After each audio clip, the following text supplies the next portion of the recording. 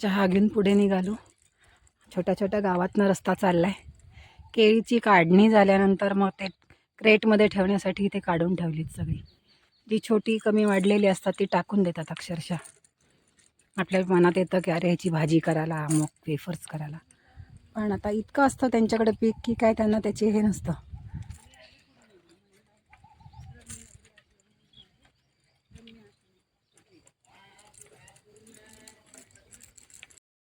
शेतामध्ये अशी मेंढ्यांना बसवतात खतासाठी. राजस्थानचे लोक जास्त करून येतात ह्या कामासाठी. आपल्याकडचे धनगर ते राजस्थानमधले जे त्यांना ते म्हणतात ते लोक इथे. कापूस काढून झाल्यानंतर जी काही पानं उरलेली असतात नवीन आलेली, ते सगळे मेंढ्या खात असतात. आमचा रस्ता केळीची बाग आणि इकडचे कापसाची बाग ह्याच्यामधनं चालला आहे.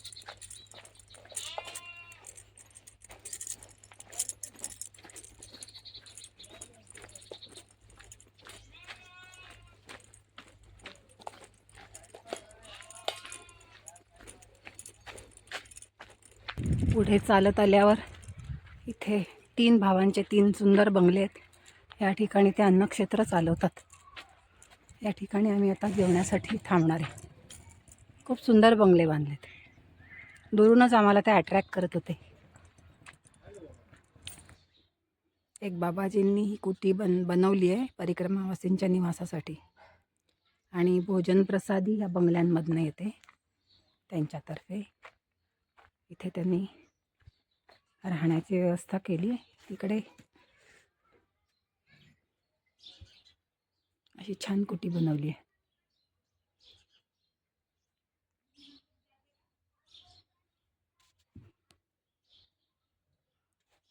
आपण रिसॉर्टवर जातो राहण्यासाठी.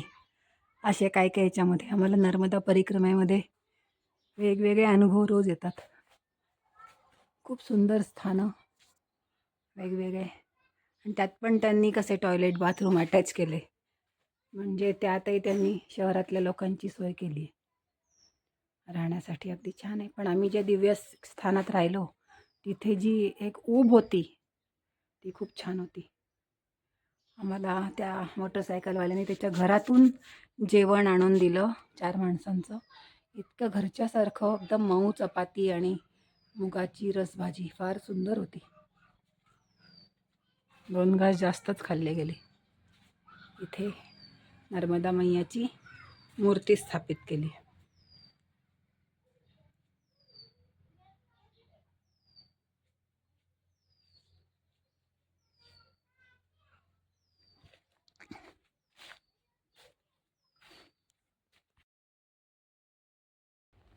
म्हातारांनी कढी, चपाती, फरसाण, ताक असं आम्हाला जेवण दिलं छानपैकी. आणि त्यांच्या कामाच्या बाईंनी आमची ताटं घासून दिली. आम्हाला घासून नाही दिली त्यांनी. बांधल्यामुळे धरणांमुळे बॅकवॉटर वाढतं नाही मैयाचं. आणि मैयाच्या किनाऱ्याची कितीतरी गावं डूब क्षेत्रामध्ये आली, म्हणजे बुडली धरणाच्या पाण्यात. त्या घरांचे काही अवशेष इथे दिसत आहेत. जुनं गाव, पडलेली घरं. ॲक्च्युली जुन्या विटांवरनं कळतात ते जुनी घरात म्हणून. इतक्या चांगल्या पक्क्या विटा आहेत की माती वाहून गेली, विटा सगळ्या शिल्लक आहेत. ही सगळी घरं अबॅन्डन्ड आहेत, म्हणजे सोडून दिलेली आहेत. डोकीकडे पण पाणी चढतं पावसाळ्याच्या दिवसात, त्यामुळे ही सोडून दिली आहेत घरं. त्यांचं पुनर्वसन झालेलं आहे दुसरीकडे. हे काय झाडं उगवली तर त्याच्यामध्ये. आणि विटा किती चांगल्या आहेत अजून.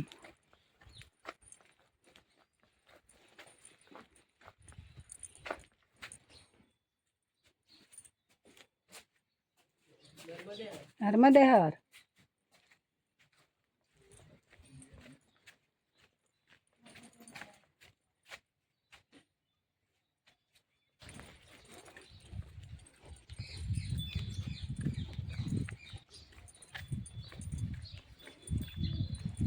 एवढी मोठी मोठी छान घरं होती, सगळी ती पडून गेली. मैयाचा किनारा, पाणी फुगलेलं आहे.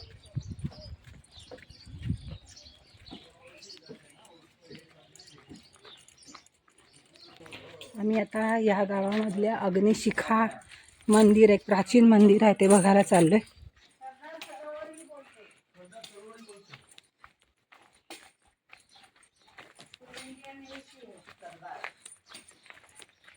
गाव सगळं अबेंडन्ड आहे, म्हणजे राहत नाहीत लोक.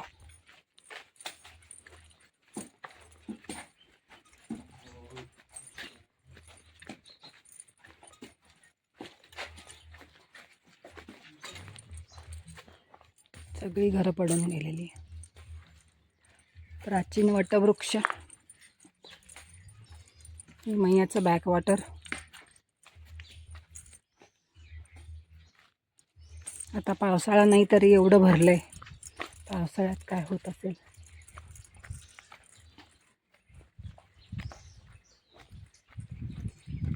जास्त करून परिक्रमावासी कुणी इकडे येत नाहीत. सगळे हायवेवरून बडवानीला निघून जातात. पण आम्हाला सगळी तीर्थक्षेत्र करायचीच होती, त्यामुळे आम्ही शोधत शोधत आलो इकडे.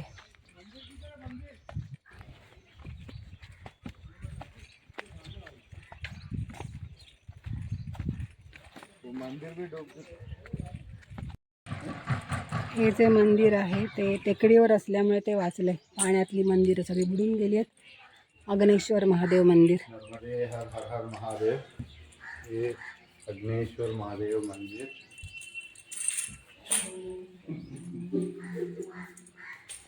खोल आहे, ते गाभारा मात्र खोल आहे.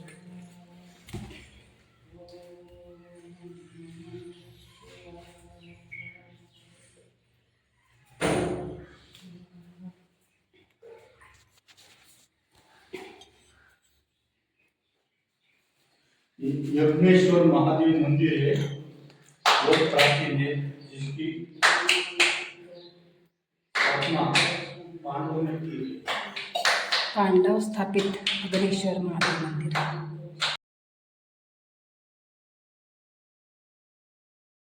संध्याकाळची वेळ झाली, परत मैयाचा किनारा दिसायला लागलाय. शेवटी एक छोटीशी टेकडी चढून आम्हाला आमचा नाखूनवाला बाबा आश्रम दिसला. रामानंदीय खाकी आखाडा बैडा आश्रम. नर्मदे हर, नर्मदे हर, अशी मुलं चॉकलेटच्या आशेने नर्मदे हर नर्मदे हर करत असतात.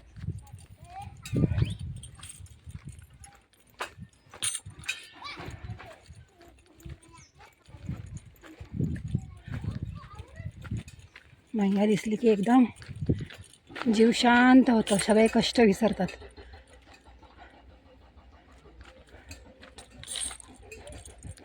संकटहरण हनुमान मंदिर. पिल्लू आहे, पिल्लू पिल्लू. संत महात्मे असे बसलेले असतात, त्यांच्या जवळ जाऊन काय आम्ही त्यांचं शूटिंग करत नाही.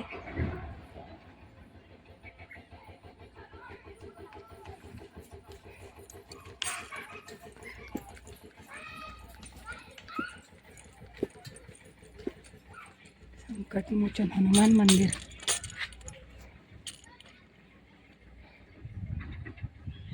अंधार आहे आतमध्ये. इथे असलेल्या साधू संतांचे पेंटिंग्स केलेली आहेत. नर्मदा मैयाचं पण पेंटिंग केलं आहे.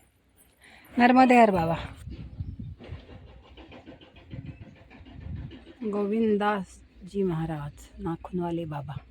त्यांची नखं मोठी मोठी होती म्हणून त्यांचं नाव तसं पडलं, नाखूनवाले बाबा. मोठी नखं आहेत त्यांची.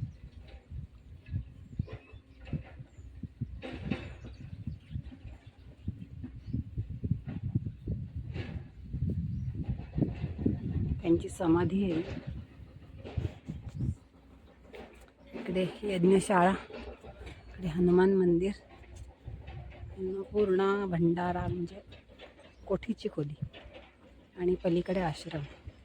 आणि आत्ताचे जे महंत आहेत समोर बसलेले, त्यांचं राहण्याचं ठिकाण समोर. असं एकंदरीत इथे आहे. पण मैयाच्या किनारी असल्यामुळे इकडे मैयाच्या किनारी असल्यामुळे छान. सकाळी मैयावर आंघोळ करता येते.